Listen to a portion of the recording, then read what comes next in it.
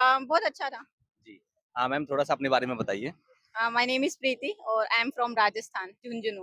Okay ma'am, आपका ये कौन-सा अटेम्प्ट है और मीन्स कौन-सा है, इंटरव्यू कौन-सा है? मेरा अटेम्प्ट 3rd है।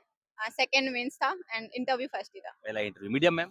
English, optional subject? एंथ्रोपोलॉजी। अच्छा, एंथ्रोपोलॉजी है। और थोड़ा-सा एजुकेशन बैकग्राउंड और बताइए अपना। स्कूलिंग मेरी राजस्थान से हुई है, फिर डीयू से मैथमेटिक्स ऑनर्स, फिर मास्टर्स आईआईटी बॉम्बे से करी है, फिर यूपीएससी।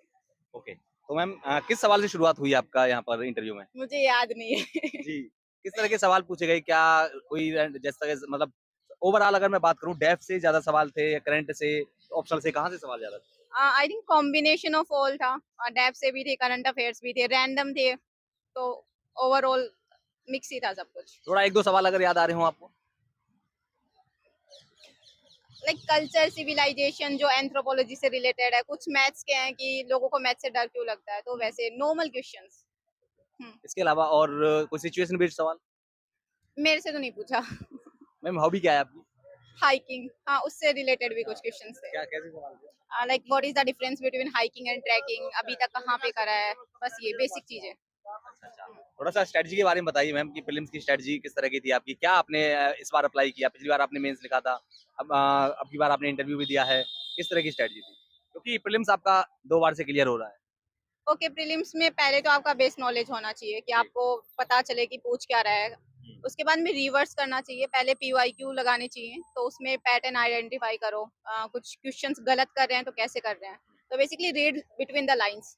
तो वैसे करोगे तो you will have certain things जहाँ पे क्वेश्चंस बहुत ज्यादा आ रहे हैं, तो आपका एनर्जी थोड़ी टारगेटेड स्पेंड होगी, तो वैसे हो सकता है प्रीलिम्स। इसके अलावा पीवाईक्यूज़ के लिए क्या मेन मतलब टारगेट किस चीज़ को करना चाहिए?